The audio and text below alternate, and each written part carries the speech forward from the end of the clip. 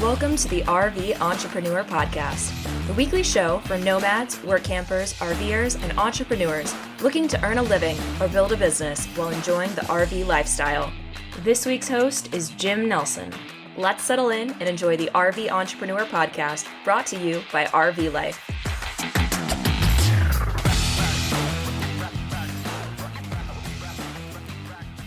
This episode is sponsored by Wholesale Warranties. Protecting your RV investment means being ready for anything. An extended RV warranty from Wholesale Warranties is the best way to make sure that if an RV failure happens, you can afford to get back to enjoying the RV life as soon as possible. RV warranties are available for motorhomes, fifth wheels, and travel trailers, new and used, across the U.S. Visit wholesalewarranties.com for a free personalized RV warranty quote today and hit the road with peace of mind tomorrow. This episode is sponsored by RV Flex Repair. Don't let a damaged RV roof keep you from hitting the open road. RV Flex Repair by Ziolo is the perfect solution for RV owners who want to keep their vehicles in top condition.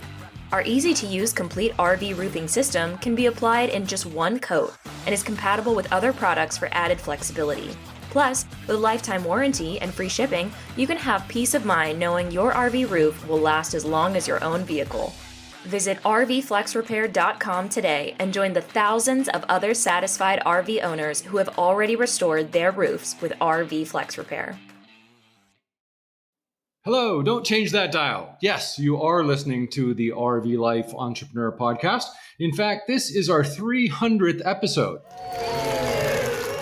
And it's my first. What an honor to be the newest voice here on the show. I'm Jim Nelson, and I'm joining a great team of hosts. After 300 episodes and with a brand new host, we'd love to hear how we're doing. So please reach out in the RV Entrepreneur Facebook group or at therventrepreneur.com. If you missed my interview with Joshua, check out episode number 298 for all the gory details about how I've been loving the RV life for 16 plus years now. I've also been an entrepreneur for at least 27 years, and I could not have done any of it without the help of my first guest here today. Spoiler alert, she's my wife. Rene Agredano is the content editor for RV Life. She's an author, metalsmith, marathon runner, and co-founder of Tripawds, the largest support community for amputee pets and their people. She's also been blogging about our own nomadic adventures since 2007 at liveworkdream.com. And she is my navigator through life, business, and on the road. Welcome, Rene. Thank you for joining me. It's great to be here. Thank you. No. Thank you. Before we get started in all the tips that I'm sure you can provide about living and working with a wonderful husband on the road, I want to start a little something new here on the RV Life Entrepreneur Podcast, and that is to answer two quick questions first. Oh my. Just real quick, and then we'll get into the discussion. So, Rene, when did your RV life begin, and what does that look like now? What are your first RVing memories, and what kind of RV travel do you do now?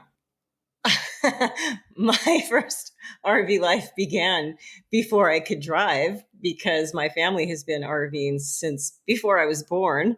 And I pretty much grew up in truck campers and motorhomes and travel trailers. And it wasn't until you and I decided to buy an RV and start traveling did it really take off. And that was in 2007 after Jerry lost a leg to cancer. And again, people can listen to episode number 298 for the full story. But in short, that was what? We moved into a 27-foot fifth wheel after a dog lost a leg to cancer. No. We moved into a 24-foot fifth wheel when our dog lost a leg to cancer. And we lived in that thing for 7 years until I finally said, hey, I'm tired of making jewelry on the kitchen table. Can we get a larger RV? We found a 27-foot, which to us was a massive palace. And took that on. Jim, you turned it into the best jewelry studio bunkhouse RV on the planet. And we have traveled around in that since 2014. And then what just happened recently? Oh my God. We sold it. All just gone. Recently. Like days ago. And your new rig is? Is a Project M truck topper by Four Wheel Camper. Basically, it's a truck camper that is a stripped down version of one that you are going to build out for us in the next few weeks. And we'll be sharing all that in the future. So thanks for that. My second question, real quick. What is an entrepreneur, Rene? Or what do you think it takes to be an entrepreneur in general? That's a whole show in itself, James. I'll try to answer it in a nutshell. An entrepreneur is somebody who does not do what do you call those? W-4s? I don't even remember what those are called anymore. But it's basically somebody who punches their own clock. You do answer to clients. You do sort of make your own hours.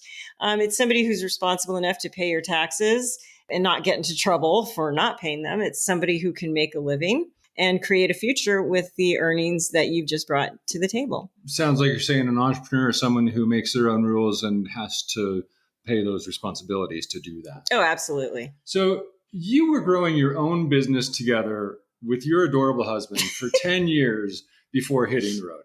Yeah. What kind of business was that, and how has it changed after moving into an RV? We started out thinking that we would have a traditional sticks and bricks business. You came up with a brilliant idea to fill an unmet need in rural Humboldt County, Northern California. You said, hey, let's do digital large format printing. And back then it was a brand new technology and we were totally into it, went gung ho, got an SBA loan, did everything right to start this business off. And we did. We grew that for 10 years doing marketing communications, print and publishing for our clients. We did trade shows, all sorts of fun stuff. And then it wasn't fun anymore. And that's when we decided to sell it. And coincidentally, yeah, it all kind of came together in a weird, bittersweet sort of way, because when Jerry was diagnosed with cancer, you and I had already been sort of simmering plans to sell the business. When he got the cancer, everything got sped up to 100 miles an hour. And we decided, let's move quickly, because if he only has a few months to live, let's get this baby rolling. And we did. I guess that was kind of a trick question, because I knew the answer, and I'll never forget the day you sat me down and said, I got an idea. Let's sell the business and plan for a year off. And you actually did your magic and budgeted for an entire year off. But that lasted, Jerry loved life on three legs for 2 years, and that lasted longer than a year. And we started eating into our budget. So we did start developing another business. What kind of form did that take? Well, see, originally we thought, when we hit the road, we thought we're going to travel around and go buy another business. Let's just buy something somebody else has already established. Enough of this setting up your own business kind of thing. Let's go get one and just keep it running and make it better. So we drove around the country looking for a business to buy and a place to live. And as we were doing that, Jerry's story became interesting to other people who were also dealing with bone cancer in their dog. You started a website called Tripawds.com. That's Tripawds.com. And it was just a little WordPress blog, which I had to convince you to start making because you were convinced that blogging was not the future. But you set up this blog. We started telling everybody about Jerry's experience as an amputee dog with bone cancer. And pretty soon people were finding us, and they were contacting us, asking us all kinds of questions about amputation and other types of cancers. And we did not have all the answers, and we knew that. So as more people started reaching out, we said, hey, we have to connect people with each other. And my brilliant husband came up with an idea to put discussion forums in that WordPress blog. And that's when things really took off with the website. And when I say take off, I mean, really, three-legged pets are a very small niche in the pet parent world. Nobody wants their dog or cat to lose a leg to cancer or any other situation. But when they do, to be able to find a community like Tripawds, a niche community, it's very comforting to people. And we realized that right away. So as we were slowly deciding what not to buy as far as business goes, we were simultaneously building up Tripawds so that it could help other people and also help keep us on the road, making money here and there.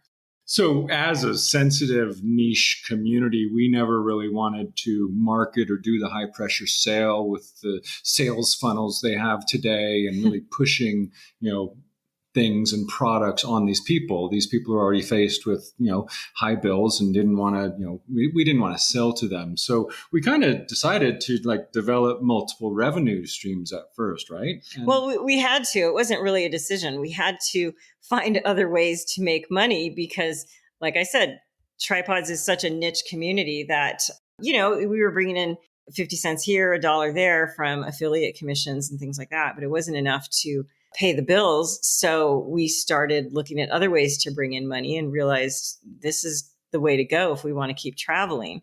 So I started to slowly build up my writing career, and you started building up your WordPress knowledge so that you could help other people. And pretty soon we were juggling about 18 balls in the air at any given time. And today that number has pretty much tripled. Meanwhile, I think you actually discovered work camping, and that's traditional work camping arrangements are where you work somewhere and they offer you a place to camp. So over the years, how did you discover work camping, and what type of work camping jobs have you enjoyed? Work camping was something that I was already familiar with before we started traveling because, as a kid, you go to the campgrounds and the host comes around and takes your payment and makes sure that you got a little ticket stub on the post on your campsite. So I was already a little bit familiar with what these people do. But as adults, when we started going out on the road, we met a really nice couple, and they were retired college professors who were up in the most beautiful campsite up near Steamboat Springs, Colorado. And they told us, yeah, we're not getting paid, but we get this really awesome campsite and we get to stay here all summer for free. And that caught my attention because, as you come to learn, rent and fuel are your two biggest expenses as full-time RVers. So I thought, man, if we could offset the cost of rent, that alone would do us a lot of good. So they told us about Workamper News, and we started looking into it and found that to be a great resource for finding jobs, for connecting with other work campers, and just learning about the options that were out there, because we quickly discovered that work camping is so much more than being campground hosts. Work camping can be a lot of things. You could be working the front desk at a resort. You could be selling Christmas trees. These are all traditional jobs, and now work camping has evolved to work at home and punch a clock kinds of jobs too. You're technically work camping. So it has evolved along with us. And working wherever you camp. And spoiler alert, again, I'm going to have a full episode all about work camping coming up soon. But during this whole time, the Tripawds community kind of evolved organically and grew. And as you said, kind of took off. And we started adding new kind of offerings for the community. What products and services do we offer our niche community we've grown? And what do we have to offer our members? The number one product we offer is support, emotional support. That is priceless to our members. And in return, a huge amount of them will try to support us by shopping through our store that we've stocked, quote unquote, stocked, because most of these products are drop shipped from vendors. But we've stocked our online store with products that we have tried ourselves with our amputee dogs. Since Jerry passed, we've had two other dogs that needed assistance in one way or another because they were missing a leg or dealing with a bad leg. So we have provided products like dog harnesses and beds and bowls, and we have also created information products, books. We have published 3 books on helping amputee cats and dogs.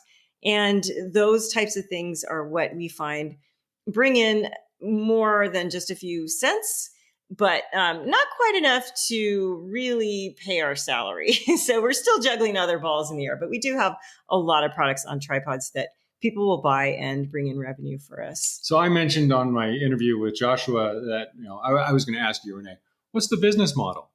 But we have a business model. We do, and there's a funny story in our book, Be More Dog, about when we were asked that question at a conference long ago. But long story short, we operate on the freemium business model. Like Rene said, our best product is a warm, fuzzy feeling. So we offer tons of information for free, and for a small premium, people can buy the ebooks and get their answers fast, or buy the products that help them, or our supporter platform. Yeah, that's a big one. Try to explain that for us. Well, we never wanted the site to be something that people had to pay for to get the information that we're offering.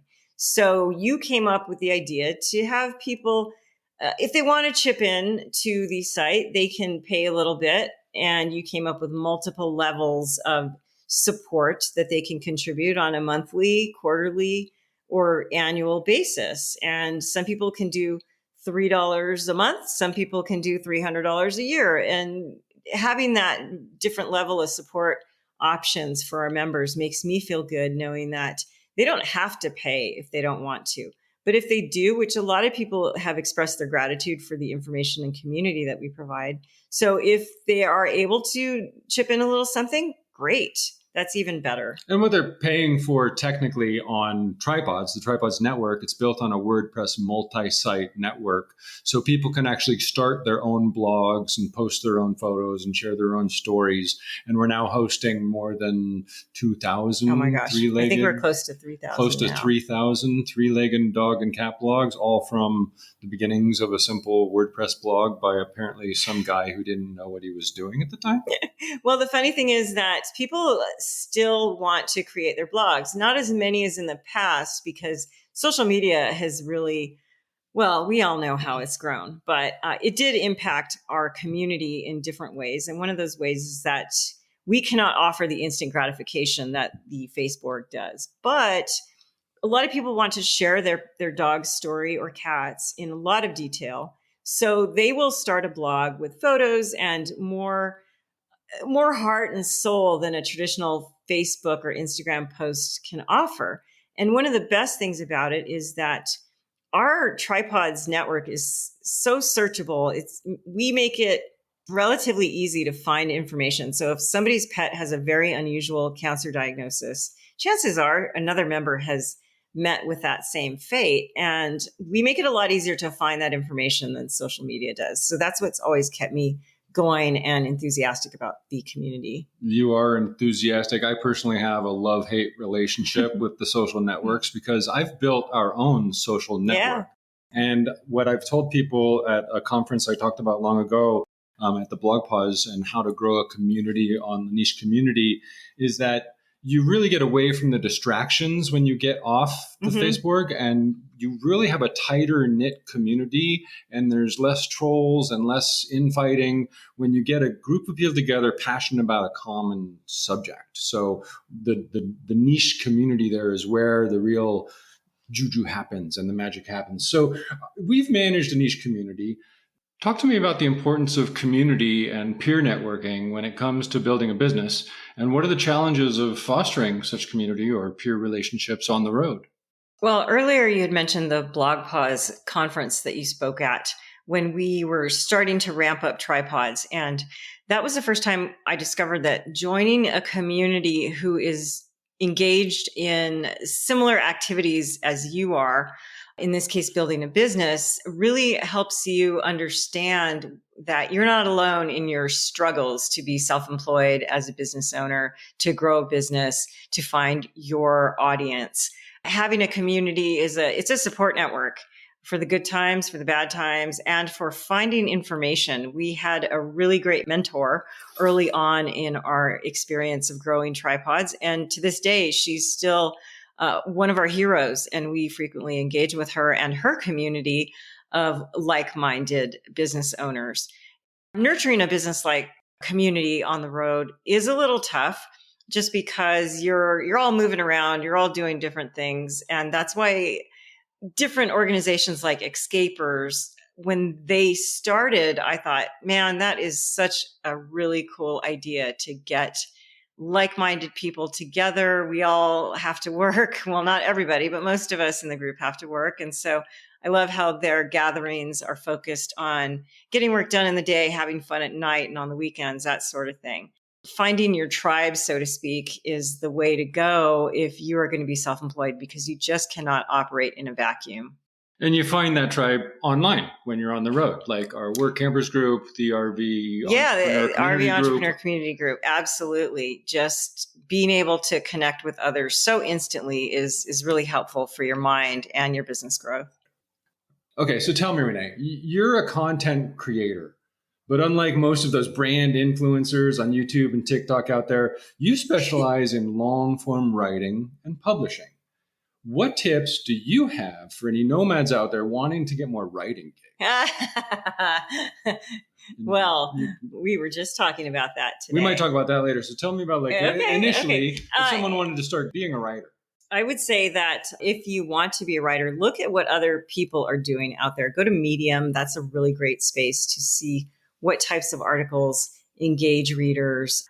It's a skill you can develop. I wasn't the best writer when we started, and writing for the web is so different than writing for print. If you are my age and you started writing for print, making that transition to the internet was, it took time for me. I finally felt like I hit my stride a few years afterwards, but join writers groups, join networks that can support you in learning how to keep your writing skills fresh and also adapt to the new technologies that are out there like AI. Because not too long ago, my biggest concern was knowing how to write for SEO. Well, guess what? AI can do that for me now. So now my skills need to be honed in how to use AI to my advantage so that I can create good content. So let's go there.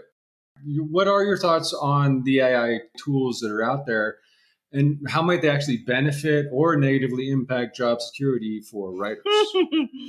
I really feel that AI can be used to our advantage if we know how to use it. The problem is that a lot of people, most of us, don't really know what we're doing yet. I work with a lot of people who are kind of feeling their way around, and sometimes it feels like you're feeling your way around in the dark to understand how to even use Chat GPT to help you draft an article. I have used it on several occasions to help me create outlines. I've also used it to help me find good information, which sometimes it works and sometimes it doesn't. And the problem is that you need to be able to distinguish between good information and really bad information. And that's another skill that you need to develop, is how to curate content using AI that is truthful and also lets your work shine through. So I love it, and I am afraid of it. And I know that if I want to keep writing, I need to adapt to using it every day. One thing I heard was that, AI isn't going to replace the writers.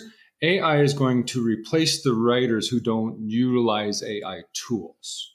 Yeah, I would kind of agree with that. I think that writing for the sake of writing is always going to be a great skill to have. But if you want to make money at it, using the AI and learning how to incorporate it is mandatory now. And this has only happened in the last, 6 months, I think, which is really scary. Rapidly developing. Really scary. But yeah. And like you said, it's a whole show in itself. There's a great resource out there that we both listened to, the Cal Newport episode about AI. Yeah, that was a good so one. If you are gung-ho about AI or think AI bad, both of those are addressed in his show, and I would recommend that. I'll look that up and try and get that in the show notes. Jim. Show notes.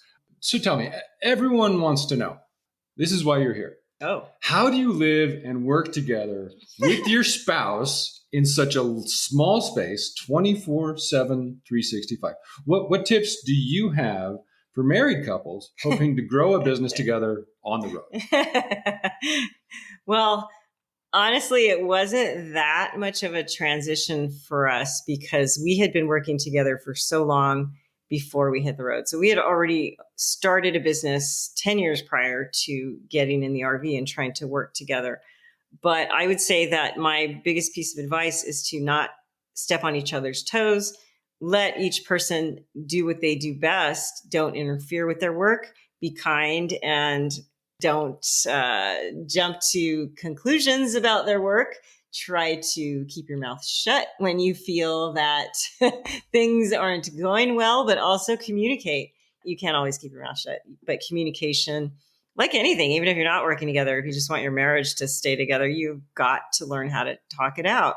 It's the same thing with a business. We have business meetings, and when we first started doing those, it was so weird. First, we did them in the office when we had the sticks and bricks, and then doing them in the RV was hilarious because we're just like at this little dinette trying to be official and run a business. But really, it's just all about knowing what the other person is doing, generally speaking. so that we don't do things like schedule meetings on top of one another. That's a big thing in the RV. If you have a Zoom meeting at the same time as your partner, one of you is going to go sit in the car. So I think communication. I would totally agree with a lot of things you said there, especially the delineation. That's a good word. Yeah. Good $10 word. $10 word for the day. Delineation of duties. So do what you do best is something Rene said there. And that's a golden nugget. Rene does what she does for our business. I do what I do. And whenever we try to step over their boundaries and provide input, that's when the communication becomes key. Because I have a real quick story. First year on the road, we were traveling around the country and interviewing people that lived together, and worked. And we met a 90-year-old woman who ran a deli with her husband, Mrs. Fazio. I'll never forget her, in a small little town in upstate New York. And I said, "What's your secret for, working and living together like this?" And she said, "Keep your mouth shut." So I'm surprised you remember that and said that. But about this whole live, work, dream thing, tell me about the challenges of balancing your life and work while trying to live the dream. I don't think it's that much different than anybody who's living a traditional life, except we put ourselves in places with greater temptations to go have fun and go experience the entire reason why you're there in the first place. So being in the most gorgeous places in the country and trying to do work can be really challenging because you want to go out there and have fun. And I find that sometimes it's really hard to camp with other people who are also, doing what we do. Maybe they're retired, maybe they're not, but I always feel like a tug between my responsibilities as a business owner and entrepreneur versus my need to enjoy life. So I think that I woke up today. Here's an example. I woke up today. I said, what is the most important thing I need to do today? I told myself that if I can do that one thing, I'll consider today a success. Now, I'm in a gorgeous place right now. I'm in Colorado in one of our favorite places, Fort Collins. And we were going to go out with friends until this crazy weather started. But I said, if I can do that today, going out with friends will be icing on the cake. That'll be awesome. I get the balance that I want. So I think you have to know your priorities in order to make the most of your dream. And one way that I've seen you balance that life and work is by doing what you love. If you throw yourself and your whole heart and your passion into your work, it's not so much work anymore, and you are just living the dream. Yeah, it's true. You just have to hope that your passion, not hope, you have to know and make it so that your passion actually pays you an income. That's the hard part. And that comes back to finding your purpose. Yeah. Which is, doing what you love and helping others. And if you do it well, you're going to make money and succeed.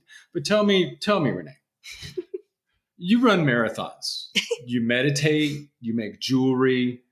How does exercise or having a creative outlet help cope with the challenges of RV life while managing a business? How important is it? Indispensable. You're talking to a person who flunked PE in high school. Okay. And I hated breaking a sweat for the first 20 years of my life. And it wasn't until we started having a business together and really doing the quote unquote adulting thing that I really started seeing how even just a walk around the block with my dog every day would help me blow off steam, look at nature, and remember what really matters in life. So today, with all that we have going on, if I don't get a run in at least 5 times a week, I am cranky. I get cranky.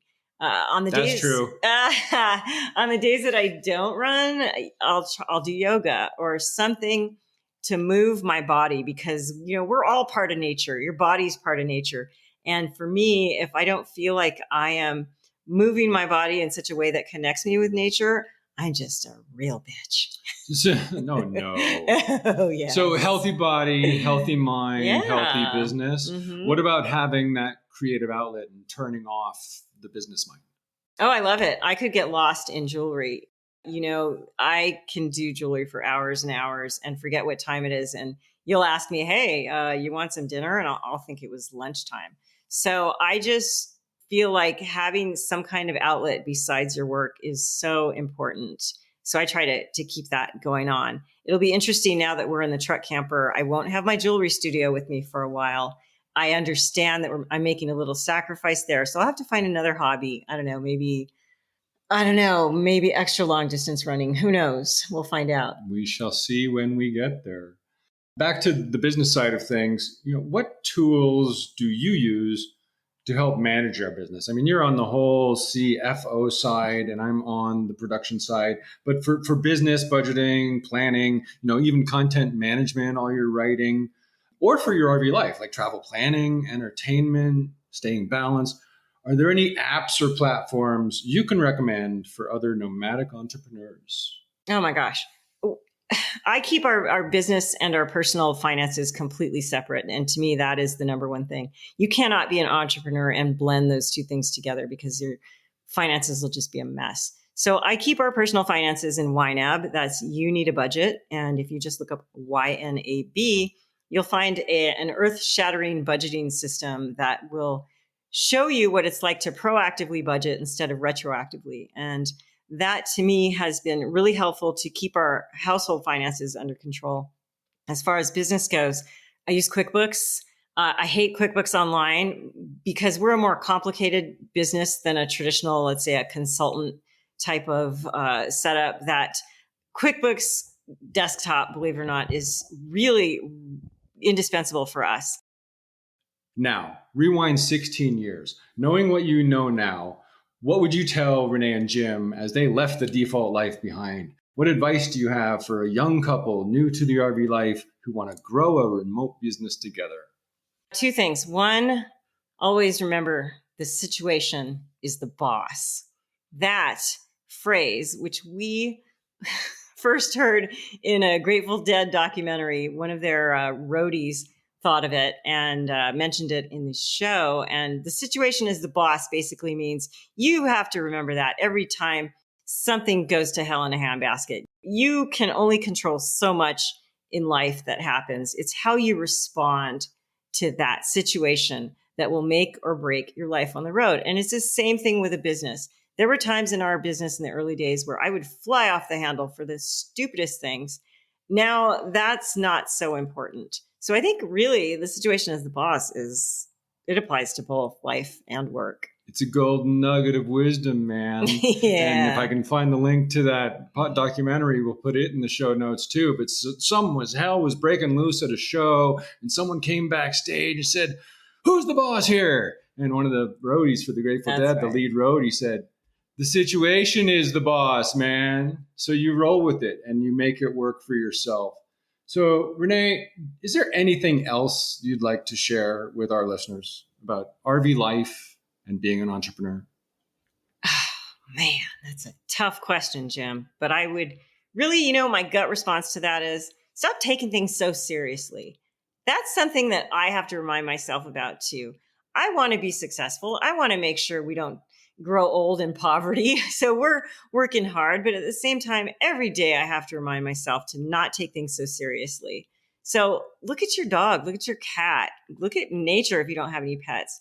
Just remember that no matter how hard you're working right now, no matter how many possessions you have or what kind of RV you own, you can't take it with you. So build a life that you enjoy, build a business that can support you, but remember those things that matter in the long run, and that will get you through every day. Sounds like you're saying, don't forget the whole reason you're out there living this RV life. You could say that, yes. All right, now don't be modest.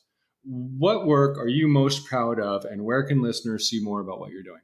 Well, I would say Tripawds, because Tripawds is my passion. It's my labor of love. I love my work for the RV industry. I do a lot of writing for different RVing publications, including RV Life and all of its websites and in the network. And I do a lot of other writing, but really Tripawds is my heart and soul. Tripawds?